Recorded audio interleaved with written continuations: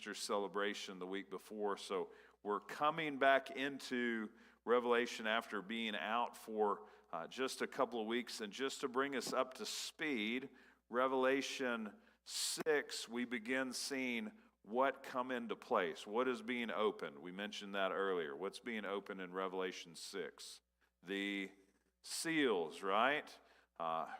John, the problem that was looming in Revelation 5, who is worthy to open the seals? And we know that there is one worthy, and who is that one that is worthy to open the seals of the scroll? Jesus Christ, right? The Lion of Judah, the one who stands as the slain lamb, though he's no longer dead, he appears as the lamb that was slain. He is worthy to open the seals of the scroll. We've been through 6 seals, haven't we? The first 4 seals, 4 horsemen of the apocalypse. The 5th seal, the martyred saints that are praying before the Lord. The 6th seal is what? Judgment, the wrath of God that is coming. And so in between the 6th seal and now, we have kind of this interlude, don't we, in heaven. We see that when the 6th seal is open, the question becomes, who can stand? Who can stand in the judgment? Just even paralleled what we talked about with Psalm 1, right? The righteous stand in the judgment, but the wicked are not so. They are like what? They're like chaff that are blown away. They cannot stand in the judgment. And so knowing that the righteous can stand, John hears what? He hears the 144,000. He turns and he sees who? He sees the multitude, right? He sees them standing in heaven. And also we know that the angels have been restrained from bringing about judgment on the earth as John sees those that can stand in Revelation 7. And then we see those that are clothed in white robes, 7:13. The elder says that they are the ones coming out of the great tribulation. They've washed their robes, made them white in the blood of the Lamb. And then they what? They serve before the throne day and night. They'll hunger no more. They'll thirst no more. They'll not be scorched anymore. And the Lamb will be their shepherd. He will guide them to springs of living water, and God will wipe away every tear from their eyes. And so that's the end of chapter 7. And now then we jump into chapter 8. Tonight we're going to cover the first 5 verses, and then that's going to set us up next week as we jump into looking at the different trumpets. So, chapter 8, verse 1 through verse 5. When the Lamb opened the 7th seal, there was silence in heaven for about half an hour. Then I saw the 7 angels who stand before God, and 7 trumpets were given to them. And another angel came and stood at the altar with a golden censer, and he was given much incense to offer with the prayers of the saints on the golden altar before the throne. And the smoke of the incense with the prayers of the saints rose before God from the right hand of the angel. Then the angel took the censer and filled it with fire from the altar and threw it on the earth. And there were peals of thunder, rumblings, flashes of lightning, and an earthquake. So what we're going to do in typical fashion, we're going to break this down into highlighted elements. We're going to pick out these major elements that we see in the passage. We're going to talk through them a little bit. So what we see coming into chapter 8, remember we ended chapter 6 with what? The 6th seal, which means there still has to be what? A 7th seal open. So we kind of have this pause period. The judgment's incoming. Who can stand? Here's those that can stand. And now then the 7th seal is open. What do we know about the number 7, according to the book of Revelation? Completion, right? Completeness.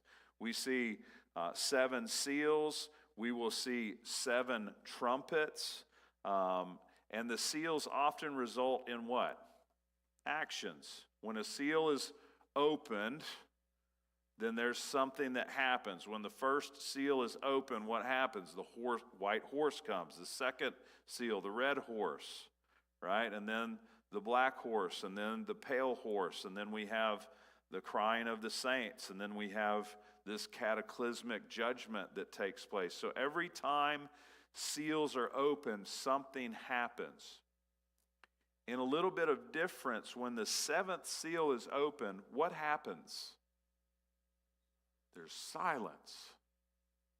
Never before in the previous 6 seals do we see a period of silence, do we? But now then we see silence. Now then, because there's not a pattern of it, and this is a unique point, guess what? That silence is very debated. Theologically, there are a lot of different interpretations out there by theologians that have committed their life to writing commentaries and theologies and systematics about what these seals mean. Here's some different interpretations. First, you have Sweet from 1922 says God ceases revealing new truth for a period of time. Now we would be reminded of the intertestamental period there, wouldn't we? That God did not speak through the prophets for how long? 400 years. And so it's not that this is such a far-fetched interpretation, because we've seen at times when God has been quote-unquote silent, or there has been silence in Revelation. Secondly, silence so much the prayers of God will be heard. So there's silence, so the prayers around the altar that are coming up with the incense, those prayers will be heard. There's a list there, these are all last names, of scholars that believe that this is the interpretation. So you have Aris, Adam, Beasley Murray, which Beasley Murray has written one of my favorite theologies on baptism, wonderful book. Caird, Bauckham, that's not Vody, this is a different one. Prigent, Smalley, Fanning. So everywhere from 1970 to 2020, these theologians have interpreted this as there's silence so the prayers of the saints can be heard. Other theologians believe that this silence is analogous compared to the creation of the world. So the new creation that's coming is compared to what? The old creation that was formed. Because what happened when God formed the earth? What was there? There was silence over the waters, right? So they believe that this is an analogy, Roloff, Sweet, and Collins.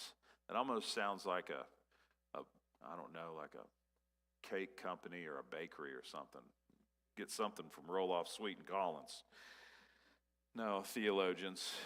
The context, so to tag on to that, the context is judgment rather than new creation. So On, who we regularly engage, Middleton, Satake, they believe that. And then Tonstad, the silence comes from being in awe of the Lamb. But we know what? We've seen the Lamb previously in Revelation.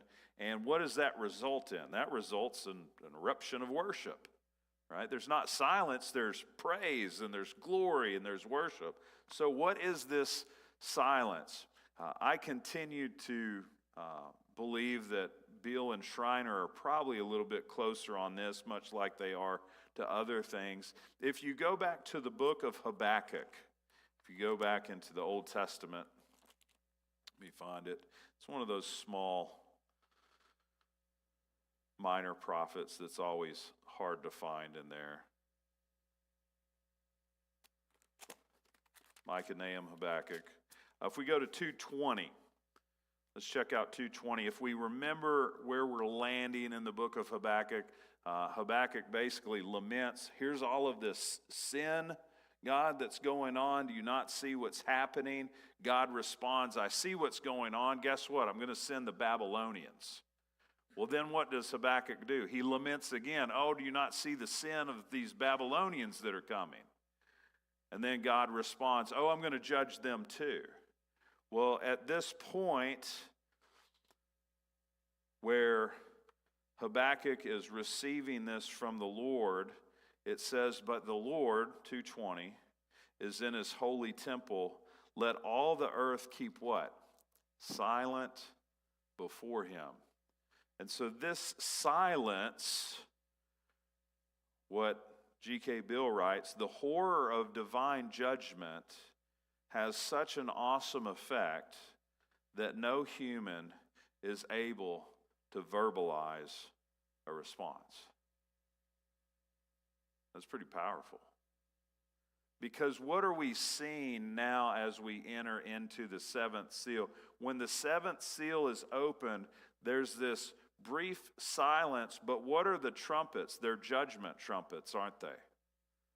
It's the terrifying judgment of God that's coming out through these trumpets. It's not that, well, there's a seventh seal and there's silence, and then we move on into the story into a different thing. We need to think of the trumpets as a subset of seal number 7.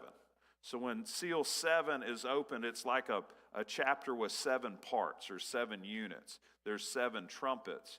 And so when the seal is opened, it's this pre-judgment moment that it's so terrifying that the only thing that is before the judgment is silence in heaven. And so we would see the horror of divine judgment, which has such an awesome effect that no human is able to verbalize a response. Amos 8:2-3 talks about this as well in the Old Testament. There's potential allusions if we want to look at a New Testament text here. If we go to 1 Thessalonians chapter 5, verse 3. While people are saying there is peace and security, then sudden destruction will come upon them as labor pains come upon a pregnant woman, and they will not escape. What is it like when it's peaceful? Parents know this.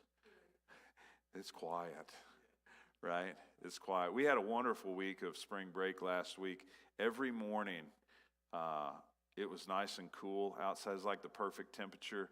And the first thing I would do is I'd go and I'd fill my coffee mug up when I get up, and I'd go and I'd open up one of the French doors, and we have a screen door right there, and I'd either go out to the back deck or I'd just sit in my recliner and just be able to hear the birds. And it's so still in the morning being able to hear them. But when we think about what it's going to be like before God's judgment, there's this stillness before the wrath of God comes down. And that's what Paul is saying in 1 Thessalonians, that there's going to be this time of peacefulness before the judgment comes. And that could be an allusion to here in heaven, silence of the opening of the 7th seal. What questions come up as we think about this silence? Dan? Yeah, be still and know that I am God.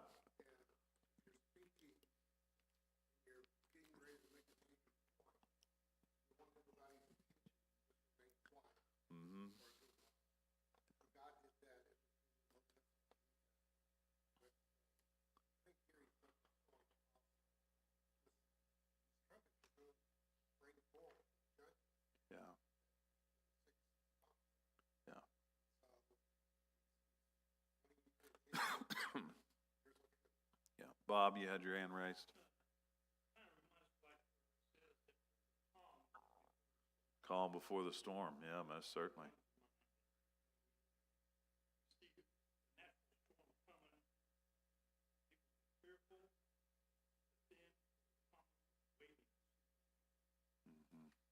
Yeah. It's good. Anybody else? But obviously, you can see why it's so debated, because there's not, we have the seals open, we have the silence, and then the judgment of the trumpets.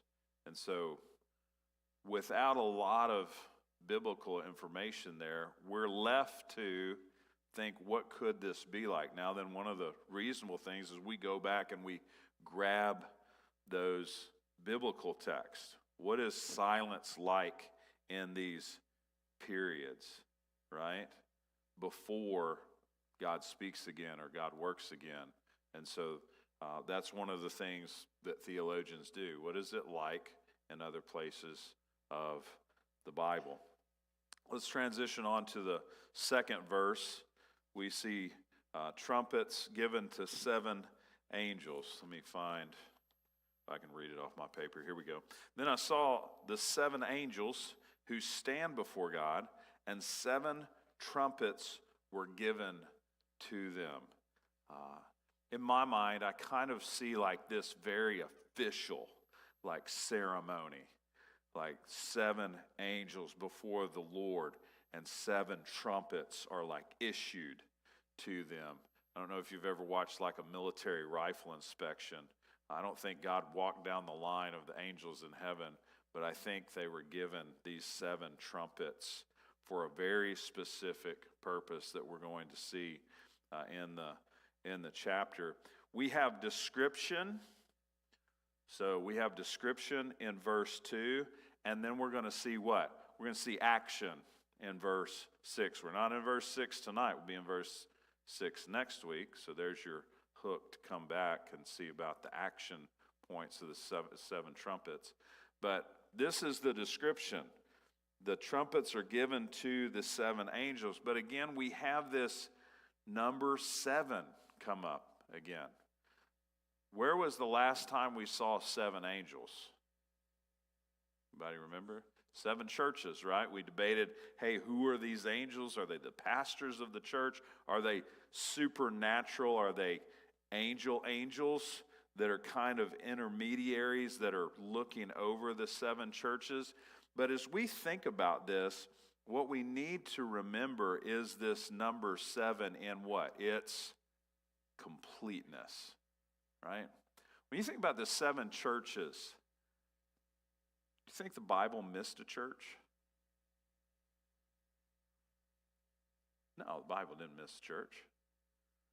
Did they omit other churches that weren't dealing with other things? I don't think that the Bible omitted other churches that might be dealing with issues. I think it's the picture that God has given us in the fullness of the church, in what the churches are dealing with, so that the church throughout all of history would be able to fully understand these different things that the church was being tempted with, or commended for, or condemned for.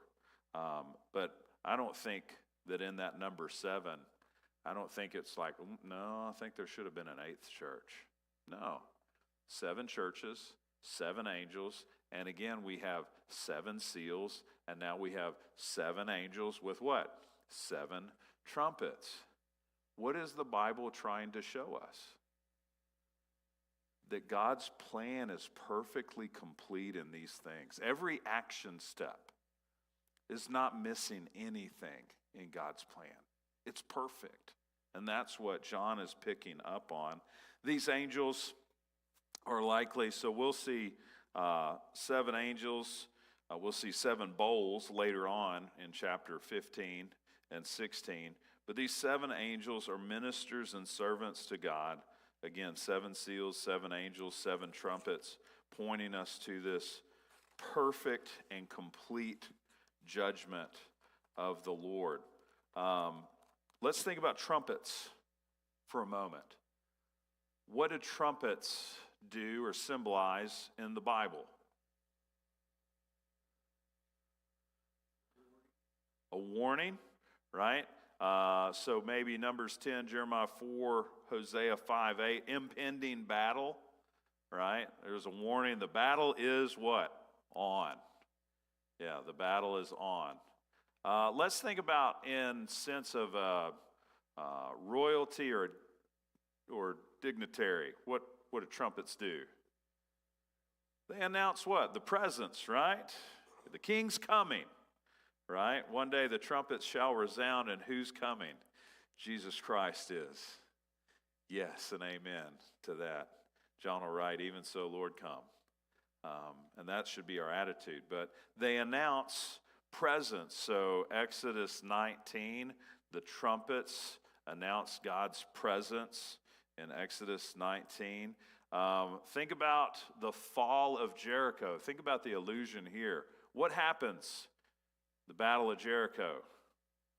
7 priests have what? 7 trumpets. And what do? They march around the walls for how many days? 7 days. And then what? Jericho falls. While John doesn't write it down, it's like, oh man, I can kind of pick that up. The judgment of Jericho completely falls on the 7th day after 7 priests blow 7 trumpets. The announcement of the day of the Lord, obviously Joel, Zephaniah 1, and then what we just talked about, New Testament trumpets, the day of Christ's return, as we would see in Matthew 24, 1 Corinthians 15. So we understand that the trumpets demonstrate following action, right? It's not just that anybody goes around blowing a trumpet to blow a trumpet. No, it's that there are actions that come after the trumpets are blown. Any thoughts, questions on the trumpets? Element number 2.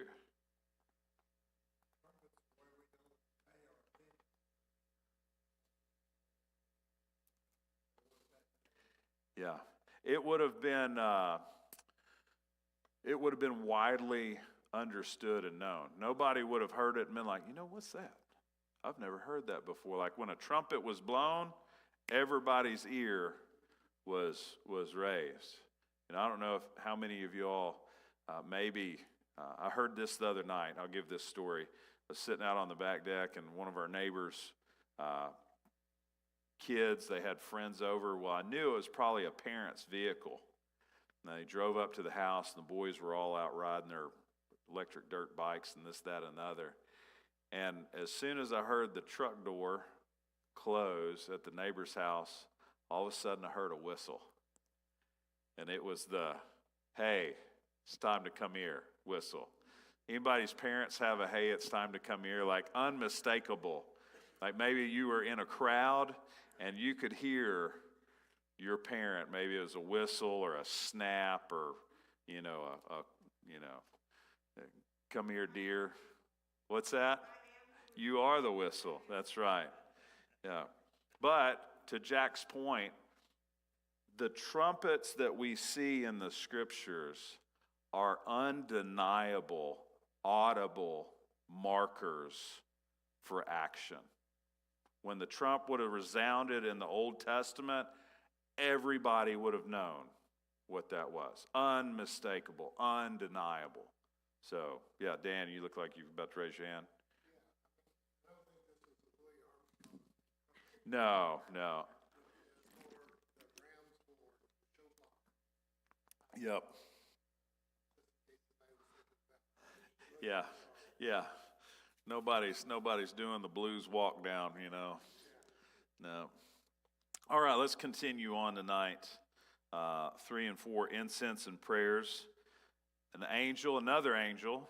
So we have 7 angels. They get the 7 trumpets. We have another angel, obviously in service to the Lord, appears on the altar with a golden censer. Now then, we've seen this picture of altar, kind of incense prayers with the 5th seal, but this is a little bit different this time. And what we need to continually remember, the altar of incense, Exodus 30, was also called what? The golden altar. It was a golden altar of incense. We would see that in Exodus 39, 38, Numbers 4:11.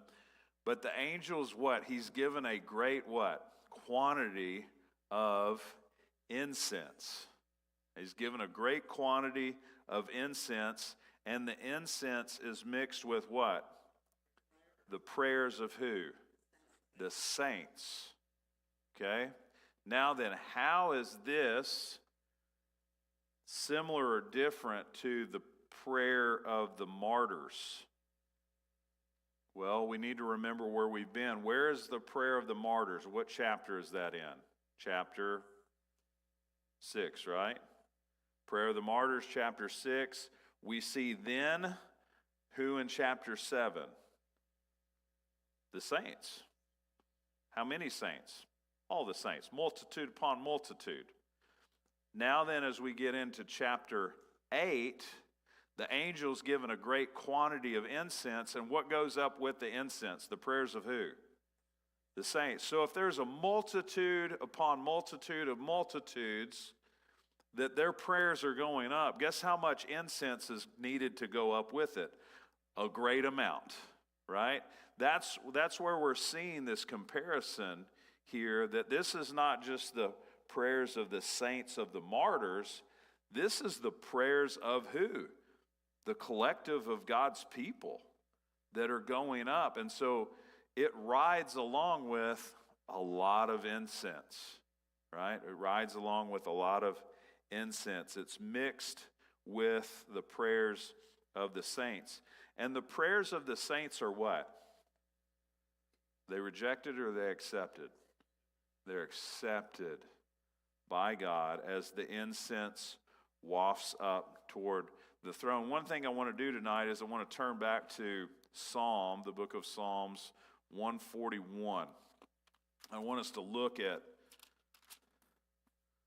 something here. I'm just going to read it real quick. O Lord, I call upon you. Hasten to me. Give ear to my voice when I call to you. Let my prayer be counted as incense before you, and the lifting up of my hands as evening sacrifice. Set guard, O Lord, over my mouth. Keep watch over the doors of my lips.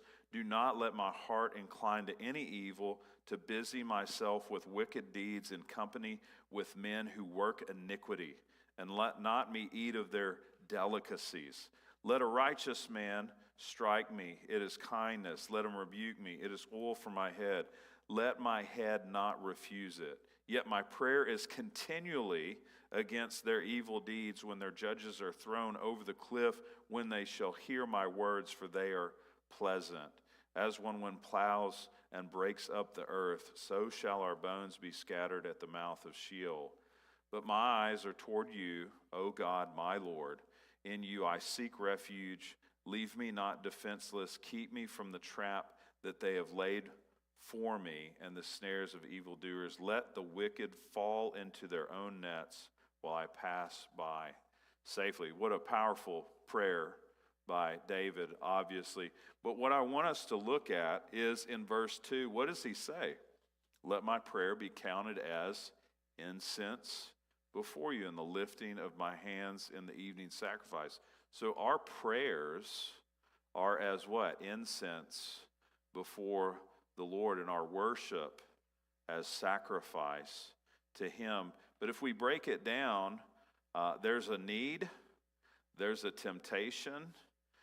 David recognizes this, and he prays for such in 141:10.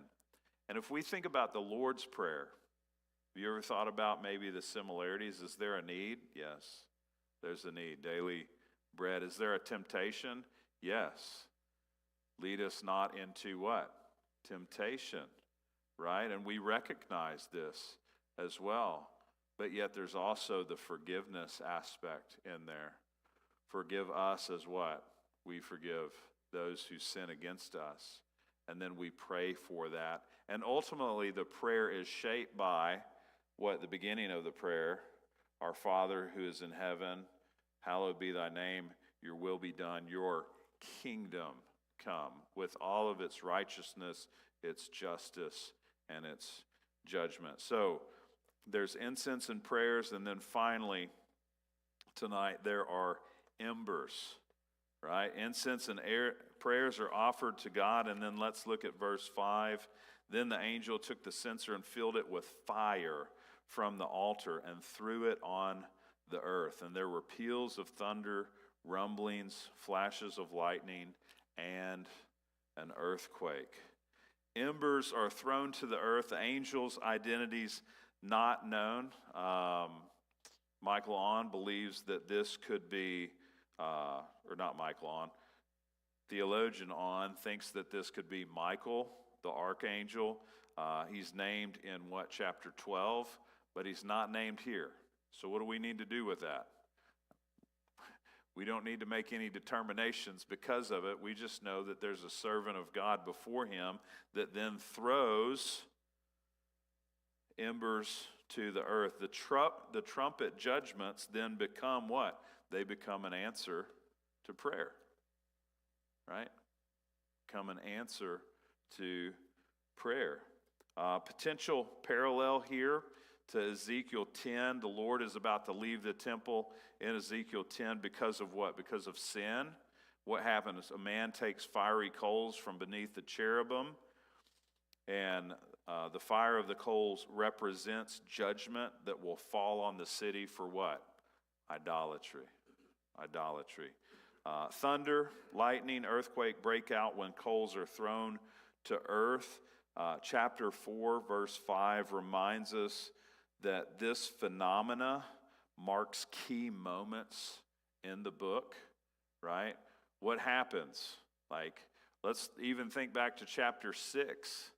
What happens when the sixth seal is open? This cataclysmic, stars falling, mountains crumble, islands are swallowed up in the ocean. It's just this cataclysmic event in the book. And so even at the seventh trumpet and the last bowl, we see similar activity in the book of Revelation. And we think back to the Old Testament, and guess what? This is not unique to specific moments that God is demonstrating himself to people or to the earth. What happens at Mount Sinai?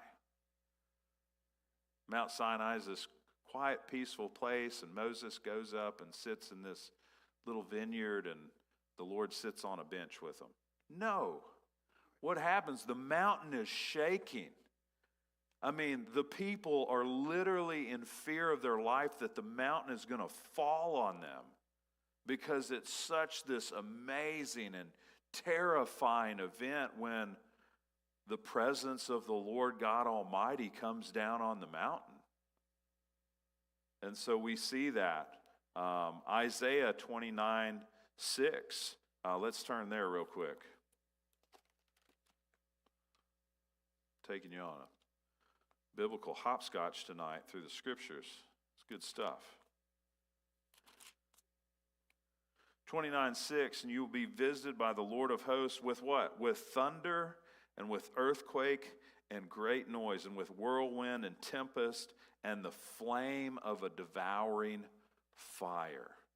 And so at each of these moments that we see these events take place. We think we just went through Easter and Good Friday. What happened when Jesus gave up his spirit on the cross? Yeah. Again, it was unmistakable. There's darkness over the land. And so God saves his people. What we see in chapter 7. And now then, he what? He judges the wicked. The question, who will stand in the judgment? Chapter 7, the people of God will. Chapter 8, now God judges the wicked through the completion of the seals and the 7 trumpets. All right. We got about 8 minutes. Good stuff. Questions, thoughts, comments on maybe the embers, incense prayers, or even the whole section tonight?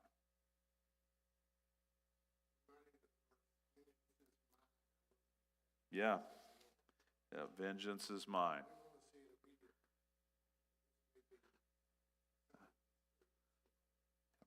Let me ask you this. The prayers of the saints, incense to God, is it righteous to ask God for justice? and vindication. David did. That's right. Yeah. Now then, Micah 6:8 tells us to what? To love justice and do what? Mercy. How can we do that? We show mercy now because we love justice, knowing that God's going to have perfect and complete justice. Doesn't mean that we shouldn't want fairness and justice here on earth. That's what government is in place for, to do good, to prevent evil, to punish wickedness. So we should want justice now, but we know ultimately the final resting place of justice is in the hands of the Lord for all eternity. Doesn't matter what a court system misses on this earth, and I think we can all look at cases and be like, there's been some cases where they swung and they missed.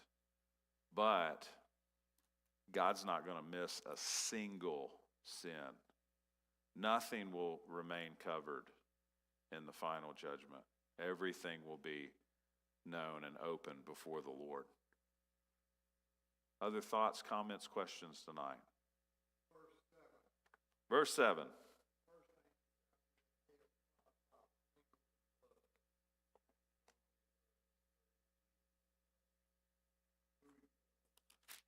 Whose blood? Well, I think let me see, as I've read, I think there's probably three interpretations on that. Whose blood? The blood of the martyrs. Not the blood of the Lamb, because the blood of the Lamb is on who? It's on the saints. And so it's not the blood of the Lamb, the blood of the martyrs. Trying to think of the third. I have to go back. We're going to hit that one next week. You're just getting just a step ahead of me, Jack. It's good stuff, though.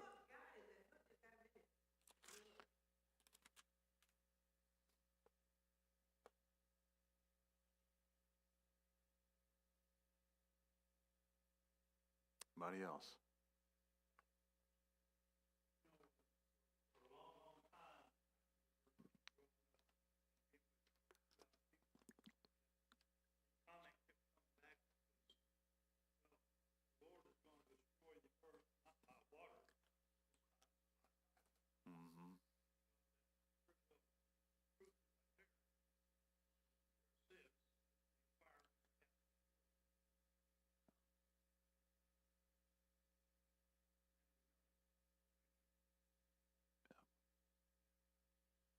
Yeah, it's going to be God's judgment is going to be rendered in a manner where there must be a new creation. There will be no salvaging. It will be judgment and completeness, which means that there must be a new creation. But if we think about the spiritual parallel there, God's judgment in completeness on our behalf on Christ, what did that bring about? A new creation, right? The complete judgment of our sin on Christ didn't result in just an old man with new clothes on. It resulted in what? A new man, because the old has what? Passed away. And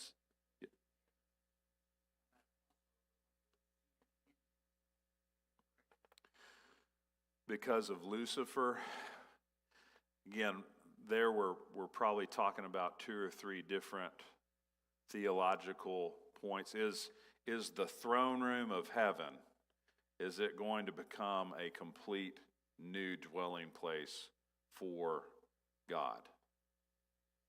Well, some theologians would say, well, it says new heaven and new earth, or does it mean new heaven, first and second heavens, and new earth? So again, there's different theological points there. Most traditional beliefs would be like, well, there's just going to be a new heaven, new dwelling place, new Jerusalem, where God is dwelling with his people. And it would correlate back to, quote unquote, Jacob's ladder. Because what did we see? We saw angels coming up and down. There's just this free kind of in-between interdimensional that we don't understand. Like, we can't have a ladder. We saw the fail of the Tower of Babel. Like, that's just not possible for us to build a ladder to heaven. I mean, Paul even says that nobody's been to the third heavens except the one that came down from the third heavens that's present on the earth. So, again, different views. We'll talk about it in the future. But we saw just, I mean, how many different theologians on the silence. Similar, we have groupings pertaining to the heaven. Yeah.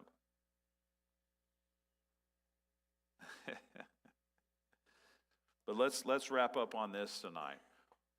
What does, or how does 1 through 5 encourage us as Christians?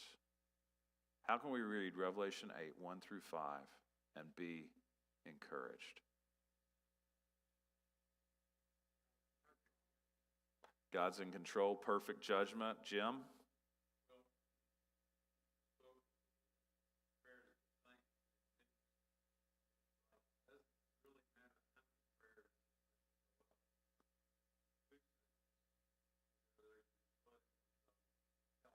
Yeah. Yeah. I think a lot of us, and just to Jim's point, what I was going to highlight, I think a lot of Christians believe that their prayers hit a glass ceiling sometimes. You know, I pray and I pray and I pray and I pray and I pray and I pray and I pray. And does the Lord hear my prayers? You know, things don't seem to be changing. Things don't seem to be going differently.